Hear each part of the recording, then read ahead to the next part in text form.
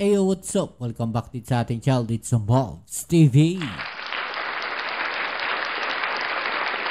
Alright, so tayo nagbabalik-balik mga babayan. At ngayon ay pag-usapan natin, no? Ito nga pong pagsisid diyan sa Taal Lake para sa paghahanap po sa mga missing sabongeros ay uumpisahan na po ng mga ahensya ng gobyerno, mga babayan. Right, so yan ang ating pag-uusapan ngayon at alamin.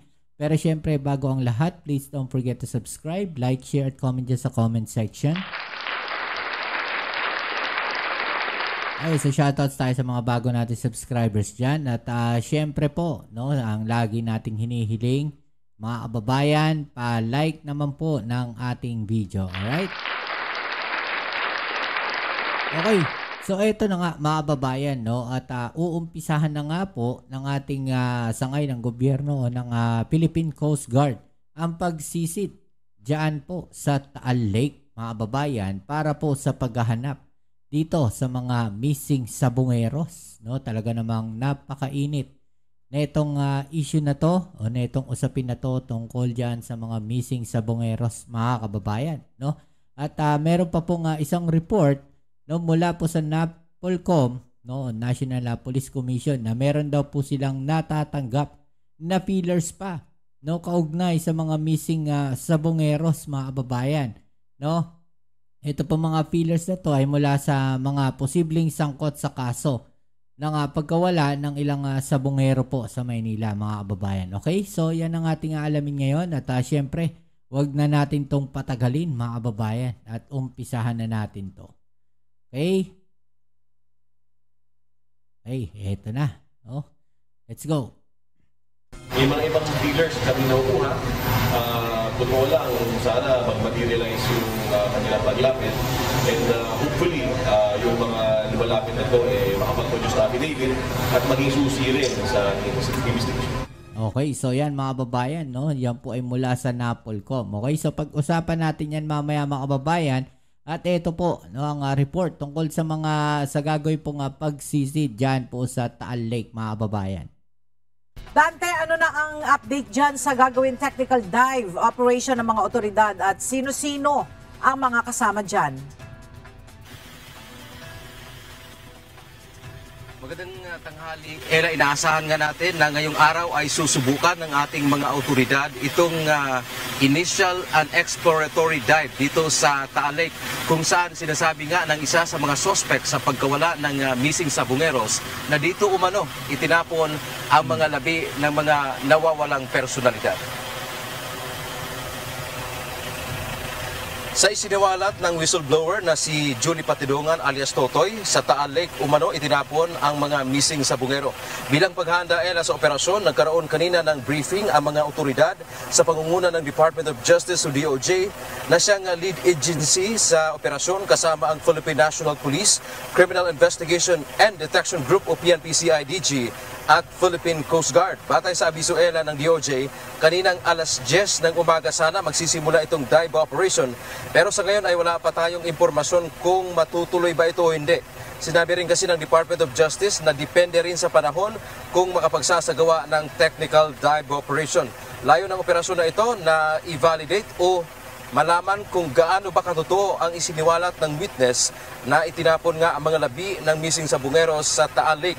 Nais din alamin ng mga otoridad ang lawak ng lugar na sakop ng technical dive operation at ang kondisyon ng tubig. Gayon din ang lalim ng tubig, kung kaya ba ito ng human divers at ang posibilidad ng pagdideploy ng remotely operated vehicle o ROV ng Philippine Coast Guard.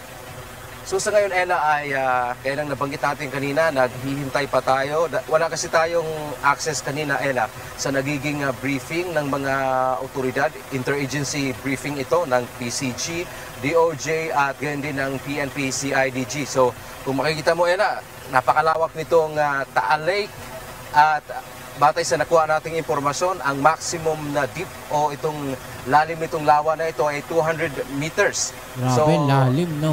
Gaya ng nakuha rin nating impormasyon, yung ganong kalalim ay maaring hindi kaya ng mga diver. So, posibleng gagamit sila ng mga equipment tulad ng water drone para makita man lamang kung ano ang nasa ilalim nitong lawa.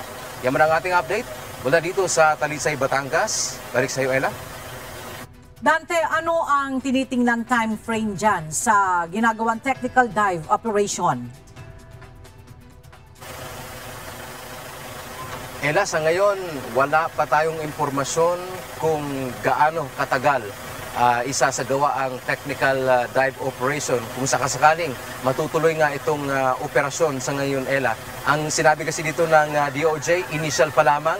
Ibig sabihin, titinan pa lang nila kung pwede ba na makapagsagawa ng technical dive. Lalo na nga, considering napakalalim nitong lawa na ito.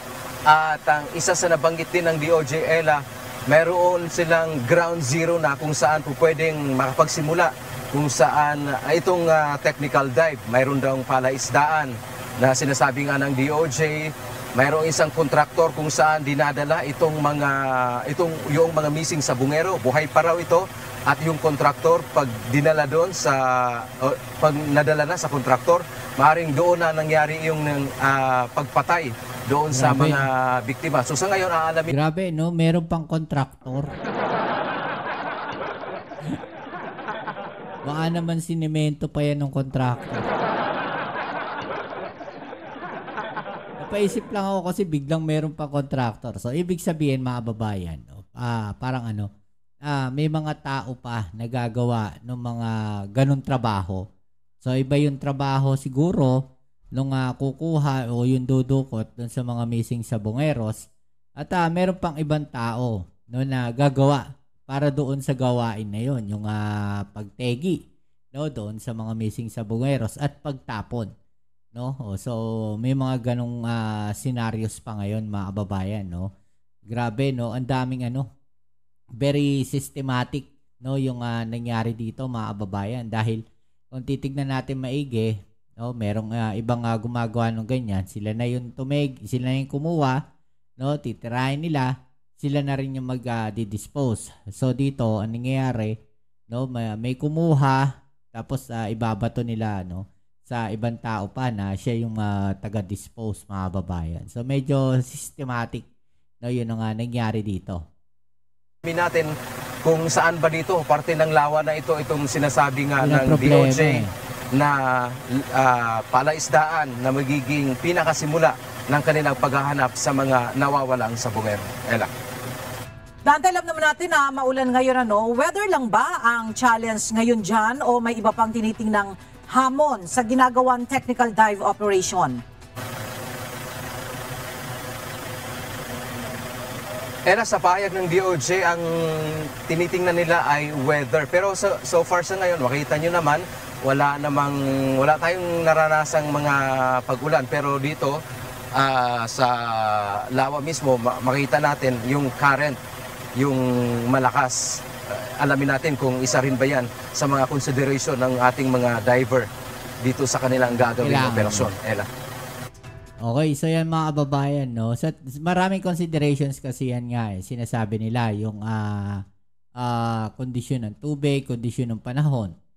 'Di ba? So kailangan i-consider lahat 'yon, mga kababayan. At isa nga po no na sinasabi lalapit sila sa Japan Coast Guard para humingi ng tulong sa search and retrieval nitong mga katawan o ng mga buto, no, nitong mga missing sa bungeros. Samantala, ang updates, mga babayan, no, meron pong mga natatanggap itong NAPOLCOM pa, no, na mga impormasyon, no, tungkol dyan sa mga missing sa bungeros. Okay, so ito yung mga babayan.